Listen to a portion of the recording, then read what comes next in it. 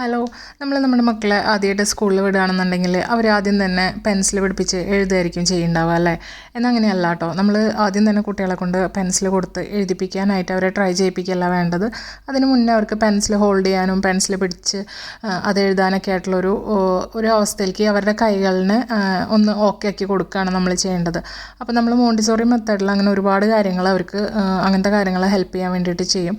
അപ്പോൾ ഒരു ആക്ടിവിറ്റിയാണിത്. അതായത് നമുക്ക് ഒരുപാട് ആക്ടിവിറ്റീസ് നമുക്ക് വീട്ടിൽ തന്നെ ചെയ്യിപ്പിക്കാൻ പറ്റും.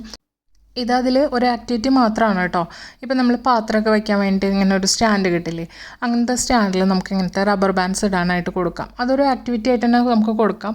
അപ്പോൾ അവരുടെ കൈകളുടെ മസിൽസിന് അത് ഭയങ്കരമായിട്ട് ഹെൽപ്ഫുള്ളായിരിക്കും. നമ്മൾ ഡയറക്റ്റായിട്ട് ഒരു പെൻസിൽ കൊടുത്ത് എഴുതുക എന്ന് പറയുന്നതിനെക്കാട്ടും ഒരുപാട് ഹെൽപ്പ് ചെയ്യുന്ന ഒരു സംഗതിയാണ്. അങ്ങനെ നമ്മൾ ഇൻഡയറക്റ്റായിട്ട് കുട്ടികൾക്ക് കാര്യങ്ങൾ കൊടുക്കുമ്പോൾ എന്താണ് ഗുണം എന്ന് വെച്ചാൽ അവരുടെ കോൺഫിഡൻസ് ലെവൽ ഭയങ്കരമായിട്ട് കൂടുതലായിരിക്കും.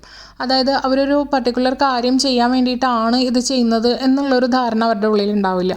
അപ്പോൾ അതുവഴി നമുക്ക് അവരുടെ കോൺഫിഡൻസ് ഒരുപാട് കൂട്ടാൻ പറ്റും.